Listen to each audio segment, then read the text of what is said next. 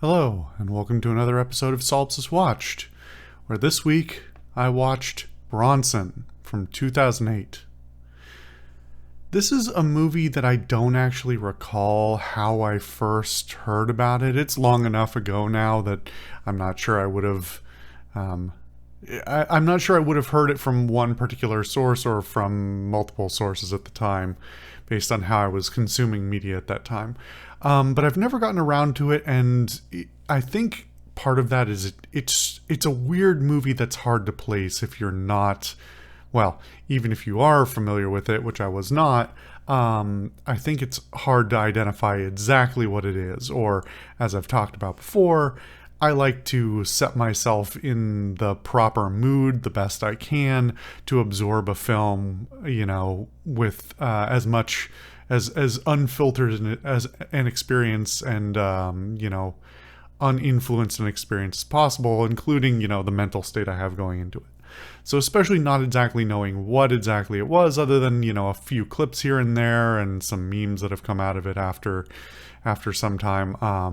I never got around to it, but I'm glad I finally did. I was reminded about it again because now a couple of weeks ago, well, a couple of months ago maybe, we watched Drive on this show, another movie also by the same director, Nicholas Winding Refn, and I was reminded that it was, it bumped up my list as a result because I mentioned I like his work. I think most of his movies are on my list, and so I bumped a few of them up in the hopes of watching them sooner.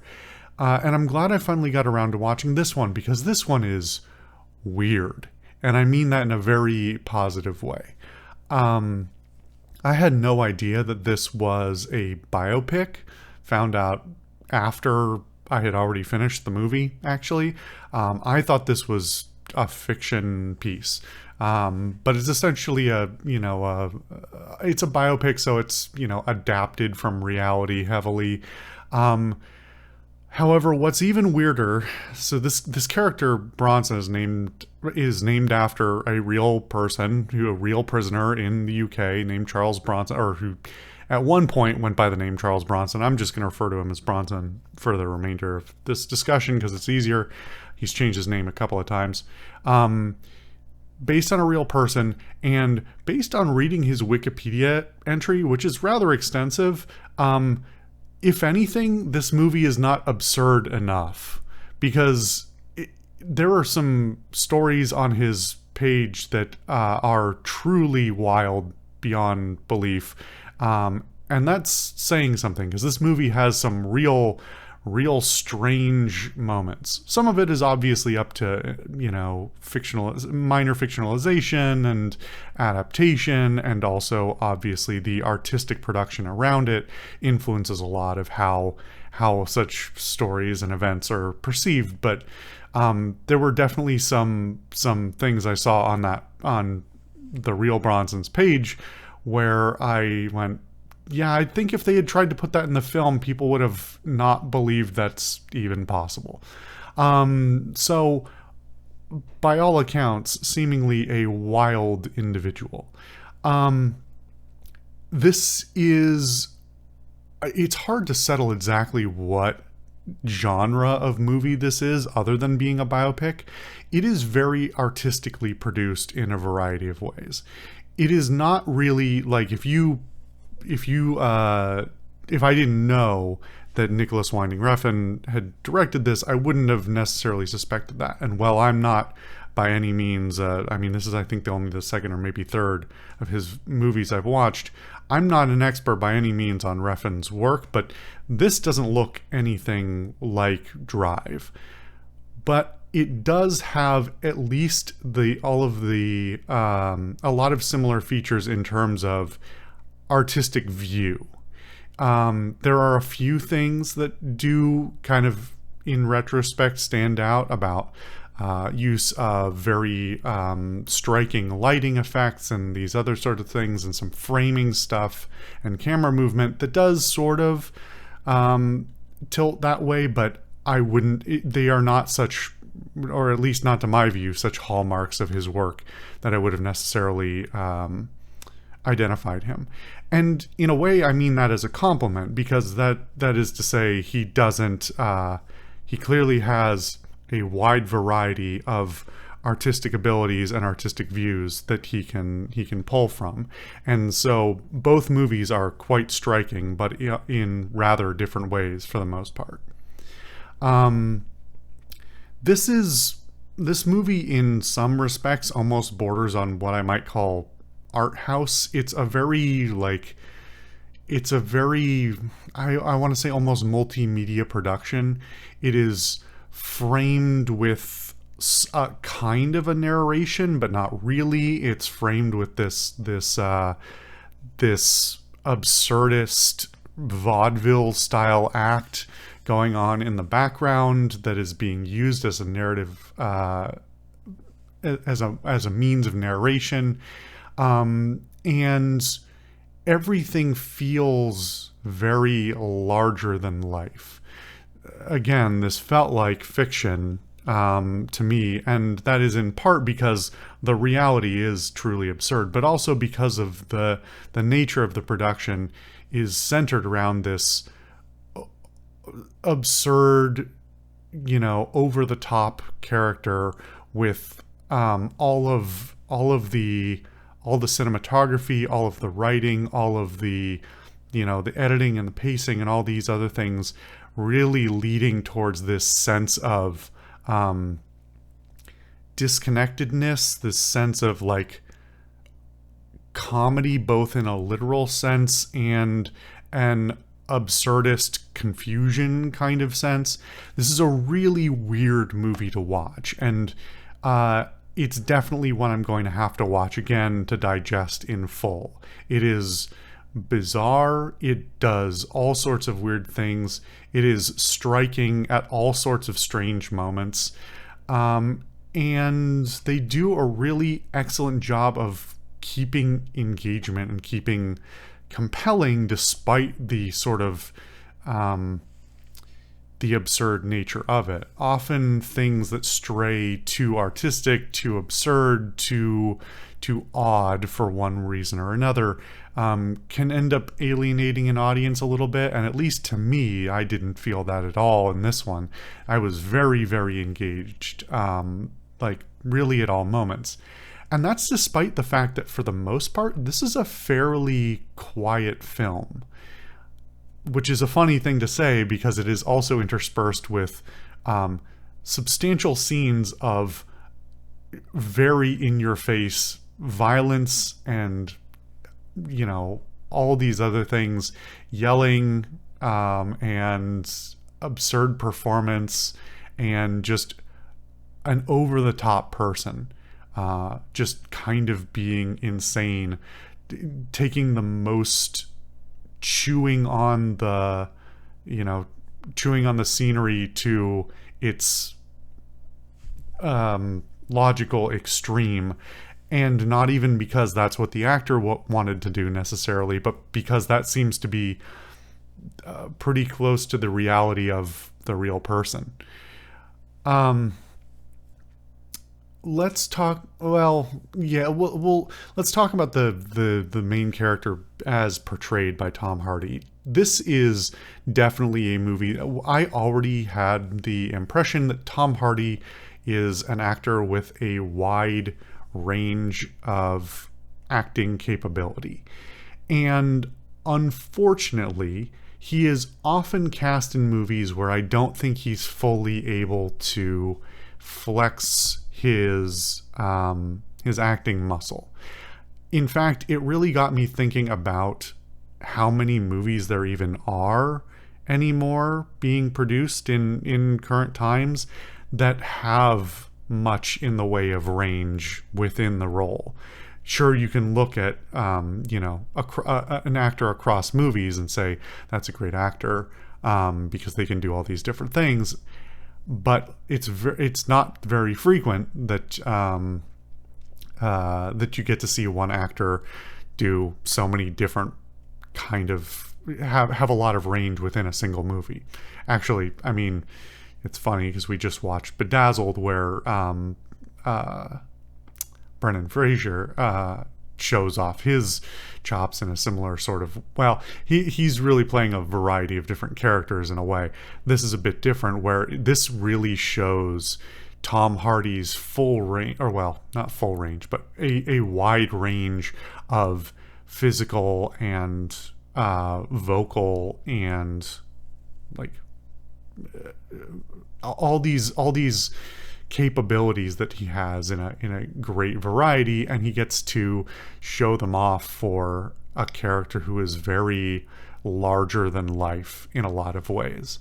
So I am incredibly impressed with his performance throughout this film, and really there are a few other characters who are somewhat recurring, and I think they all do a fine job of playing in the film, but really the movie is mostly just Tom Hardy acting, and he is engaging the whole time. He does just incredible physical performances, whether, I mean, his body transformation as well, from default Tom Hardy, his sort of natural size and shape, to this is also incredibly absurd. Apparently he did it in like 5 weeks too.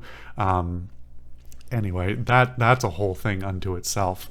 But his physical acting, his like just the way he moves his body, the way he emotes with his body, is incredible. His vocal range, like often he has these movies where he doesn't get to show his vocal range at all, whether it's like the absurd you could go one of two ways with Bane. Like Bane is like, it's kind of a silly voice, but it's really kind of just one thing. If you look at him across movies, obviously you can see he has range, but like Bane is one voice. Legend is two voices. We'll come back to Legend. Mad Max is like one voice. He just doesn't get to do a whole lot of vocalization in general. There's a lot of movies he's in where he doesn't really get to show any sort of vocal range, but across movies you can see it, and in this movie you can see he has great vocal range. He also, the accent, the Bronson's accent is a very strong accent, and it is not Tom Hardy's natural accent. I mean, they are both British, but they are from very different areas, and so hearing him change his vocal tone and his accent and all these other things is really very impressive on its own, let alone with such performative range, from sort of a low, almost whispery voice all the way up to, screaming his head off. And so it's an incredible performance top to bottom. It is theatrical, it is athletic, it is subtle at times too, and I'm incredibly impressed. He is really, I mean, it's kind of goes without saying that he's doing the heavy lifting in the film, that he's the one holding it up. But I'm totally impressed with that. The actual, I'm trying to process this as I'm talking as well, because I am reprocessing watching the movie without the knowledge that I now have about the character, about the individual, and about his history, and so it's hard to talk about it in and out of a vacuum, at that vacuum at the same time. So the movie doesn't have a really strong plot, because that doesn't really seem to be the point, and in fact it doesn't have any particular message that it seems to be sending either. I think this would be a movie where it would be very easy to write the character or perform the character as somebody who is cleanly into the zone of misunderstood, person who did bad things but is actually so much more. And on the flip side, you could be, oh, this is a true villain who should be, treated whatever sort of way. And I think the movie is very careful not to paint him as a complex character, with a lot of facets and a lot of flaws, and who is hard to nail down, in his own words, in a lot of ways. He's hard to get a hold of. It's hard to understand his motivations or his reasons for doing kind of whatever he does. He doesn't even have as much rhyme or reason as you might expect about when he sort of switches his modes, so to speak. That'll make sense if you've watched it. And so it's really painting the picture of somebody who is clearly has been through a lot, has been treated poorly by a lot of people, and neglected by most people. Certainly who isn't without deep flaws and a need for some penance for wrongdoings, but also who, if the world had dealt him a different hand, might not be anywhere near the place he is now. That events of his life and his own, psychology and whatever else, make for a very interesting person, to say the least, but one that you cannot have sort of a totally clear-cut view or opinion of, I think. And that is despite the fact that the movie mostly frames everyone around him as kind of villainous for the most part. They're either gangsters of one kind or another, or they are the powers of the justice system who are, by all accounts, treating him very poorly, and he treats them poorly back, but it's not entirely without reason. And so it's somebody who's struggling within systems that don't want to deal with him and make no effort to. They don't make it an effort to understand, and it's, not entirely clear whether you could understand him either. He's a fascinating character to watch across the arc of the movie, and the events that transpire and how those events lead to each other. But it is never trying to tell a particularly clear narrative about what did or has happened to him or will happen to him in the future either. And so it really comes down to watching the performance of his life, in a sense, and taking that kind of at face value, and as both as entertaining in both a hilarious and also deeply sad kind of way. It's really quite incredible. I put this does remind me of Legend a little bit, only because it's basically it's Tom Hardy playing a British gangster, and that's about where the similarity ends.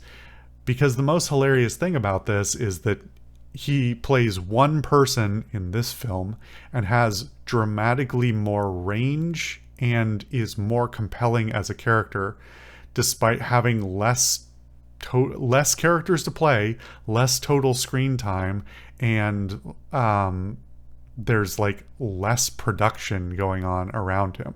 He is so much more compelling. Legend is like, frankly, kind of pitiful by comparison in terms of both him being able to act out characters as well as tell a compelling narrative story about odd characters in reality, odd individual people of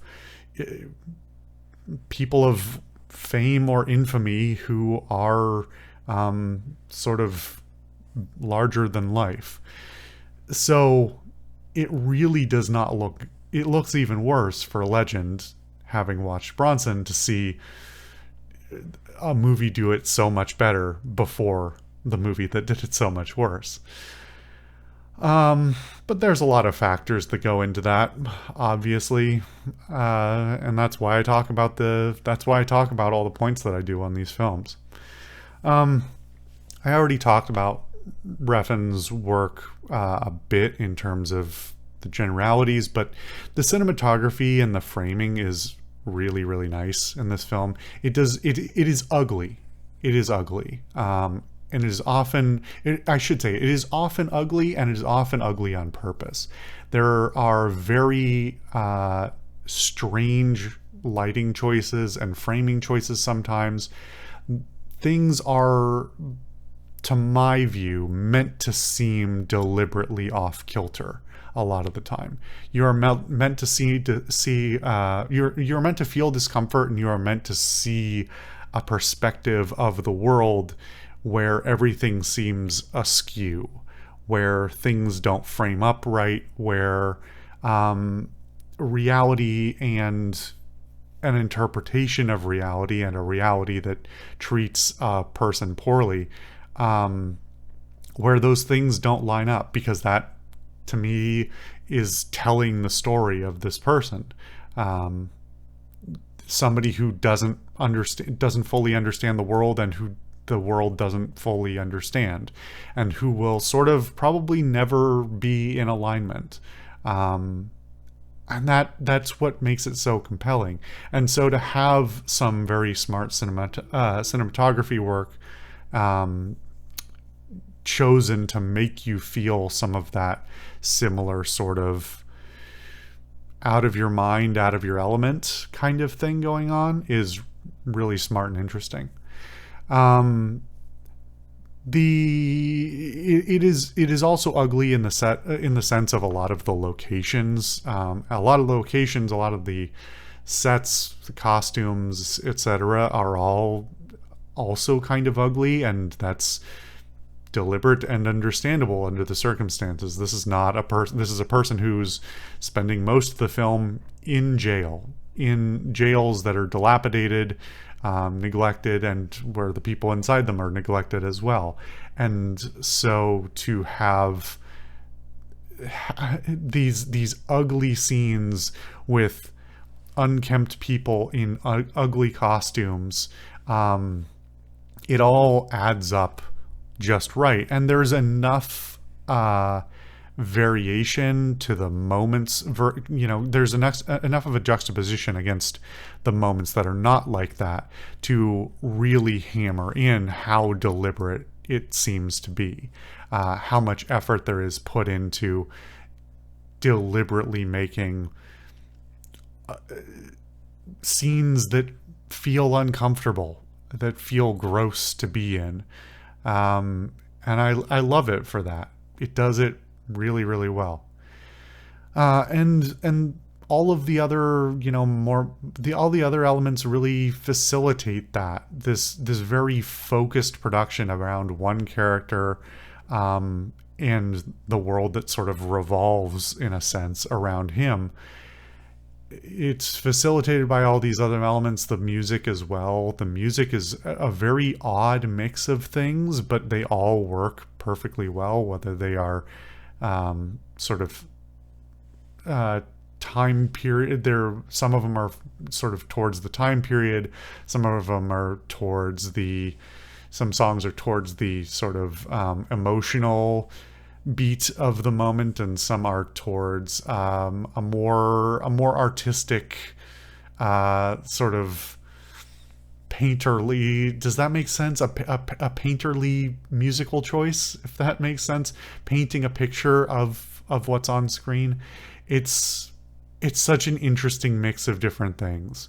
I'm really impressed with this movie kind of all around. I don't think it's perfect. I think it's very weird. I think it is probably unpalatable to a lot of people who are expecting a more traditional narrative and a traditional production. But that's what Legend is for. If you want to watch kind of Hollywood-esque stuff, go watch that. But this is so much more interesting. It's so much more compelling, and it's so much more complex despite doing a lot less. It is very limited in its scope. It does everything with kind of fairly exacting precision while also feeling sloppy in this very deliberate sort of way. I find it so interesting, and I am genuinely kind of at a loss for words, as you've noticed, for how to fully understand and interpret it. Like I said, it's one I'm definitely going to have to rewatch at some time in the future to try and understand better, to try and appreciate better, because there is so much to unpack in a fairly short period of time. I think it's barely 90 minutes. So anyway, I'm glad I finally got around to it. Thank you for watching another episode of Solipsist Watched, and I'll see you guys next time.